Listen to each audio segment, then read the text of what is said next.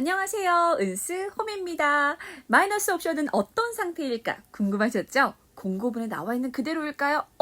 제가 보여드리려고 했는데 벌써부터 막혔어요. 열쇠인 거 보여드리려고 했는데 문도 안 열고 들어가려고 했어요. 자, 여러분 이거는 디지털 도어락으로 여러분들이 따로 신청해서 주문해서 설치를 하셔야 되고, 자, 그럼 이제 한번 어디 빠르게 들어가 보도록 할까요? 따라라라따, 문을 열도록 하겠습니다. 자, 어떠세요?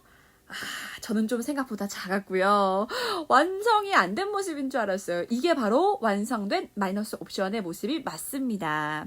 자, 제가 처음 말씀드렸다시피 문틀과 문은 다 새로 제작을 하셔야 돼요. 공고문에 있던 그대로 설치가 되지 않았고요. 장점을 꼽자면 문은 좀 높게 개방감 있게 설치할 수 있을 것 같습니다.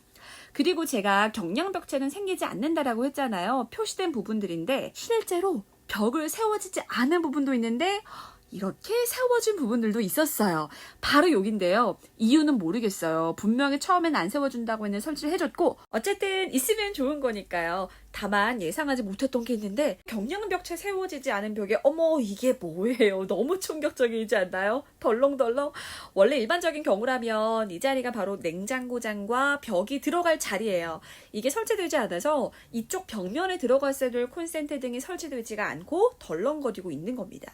이 자리 그대로 벽을 세울 경우라면 목공에 얘기해서 벽 세울 때 콘센트를 매립하면 될 테고, 혹시 이 자리에 벽을 안 세운다면 이 전선들은 다른 곳으로 까대기해서 옮겨야 되겠죠. 심지어 현관에는 분전함이 자리하게 되는데 역시나 벽이 설치되지 않았고요. 반면 모델하우스 모습은 이렇습니다.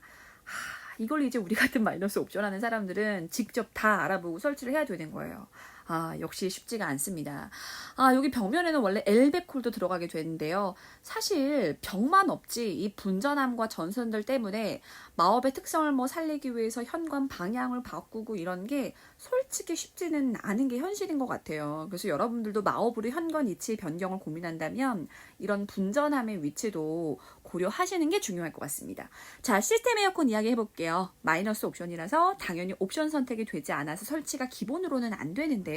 그래서 에어컨 배관 박스나 콘센트는 일반형으로 제공이 되어 있습니다. 안방은 부착형 설치를 위해서 벽 상부에 시공이 되어 있고, 거실은 한쪽 구석에 스탠드형 설치를 위한 배관 박스와 콘센트가 시공이 되어 있었어요. 시스템 에어컨을 설치하실 분들은 공사 처음 시작할 때 천장 속에 배관 시공 들어가면 되니까 사설 업체 알아보셔서 설치하시면 되겠습니다. 그리고 예상과 달랐던 건 바로 베란다 단높임이에요. 베란다 세탁 공간에 원래 단높임이 돼 있어야 되는데 실제 저희 집 마이너스 옵션에는 단높임이 돼 있지 않았어요.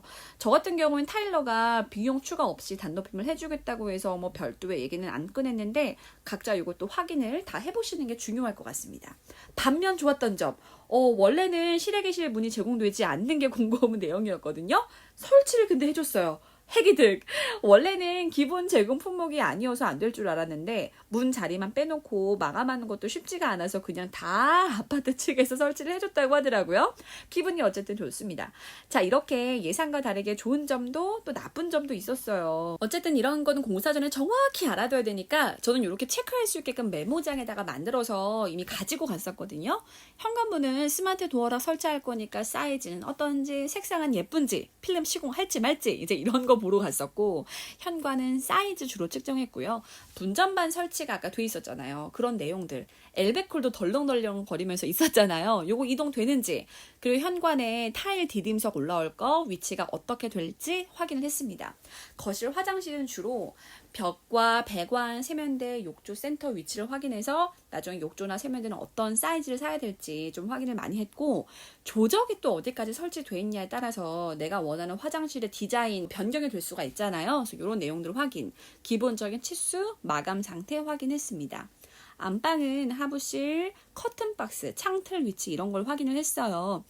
저는 작은 방으로 쓸 방인데 전기 콘센트나 스위치 이동을 위해서 벽 마감 상태가 어떤 상태인지 확인을 좀 했습니다.